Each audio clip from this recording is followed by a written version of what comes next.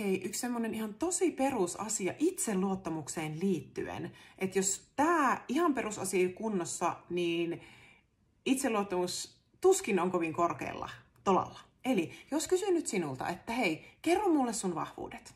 Listaa sun vahvuudet ylös, ihan sillä niin kuin vaikka 1, 2, 3, 10 sun vahvuutta, niin pystytkö kirjoittamaan 10 sun vahvuutta? Koska meidän aivot niin automaattisesti etsii negaatioita, etsii virheitä, etsii uhkia, että usein, tai jos mä kysyisin, että mitä heikkouksia, mitä kehityskohteita on, niin kumpi olisi helpompi kirjoittaa, ne vahvuudet vai kehityskohteet? Ja se on aika usein tämä kehityskohteet, juurikin sen takia, että aivot etsii niitä. Niin meidän pitää itse tehdä työtä, että me ohjelmoidaan aivoja näkemään myös niitä vahvuuksia ja mahdollisuuksia. Joten tämä on nyt, jos et osaa sanoa mulle, niin kotitehtävänä nyt. Kirjoita ylös sun vahvuudet, ja sitten jos haluat vielä oikein bonustehtävän, niin kirjoita, että mitkä on semmoisia sun itseluottamus. Jos sä mietit henkilöä, jolla olisi hyvä itseluottamus, semmoinen hyvä itsevarmuus, mitä säkin haluaisit ehkä itsellesi, niin mitkä on semmoisia seikkoja, jotka lisää sitä itsevarmuutta, itseluottamusta. Ja mitkä on taas semmoisia seikkoja, mitkä sitten sitä itseluottamusta musertaa. Ja tämäkin on taas, nämä on aivan perusjuttuja nytten.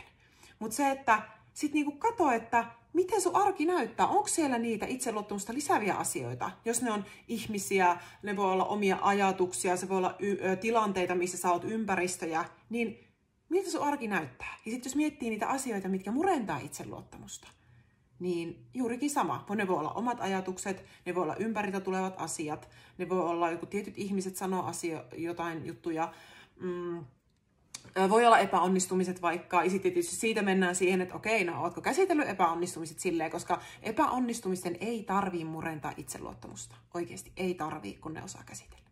Joo.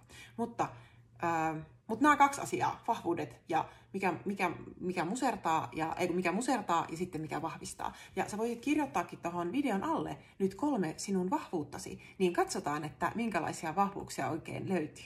Ja hei huom, jos on nyt niin, että en mä kyllä osaa sanoa, niin onneksi olkoon. Se on hieno asia, kun löytyy semmoinen juttu, että hei, tässä mä pystyn kehittymään, tässä mä pystyn menemään eteenpäin. Niin sillai, se ei ole huono asia, että niitä löytyy, koska nyt tulee tietoiseksi siitä, niin nyt asioille voi tehdä jotain, joten se on hieno asia. Hyvä. Ja hei, mun nimi on Sanna Kämäräinen, mä oon henkisen suorituskyvyn valmentaja, Kiekoheito EM-finalisti ja olen täällä auttamassa sinua henkisen suorituskyvyn vahvistamisessa. Ihanaa, kun oot täällä. Kiitos, kun katsoit videon ja kuulemme taas.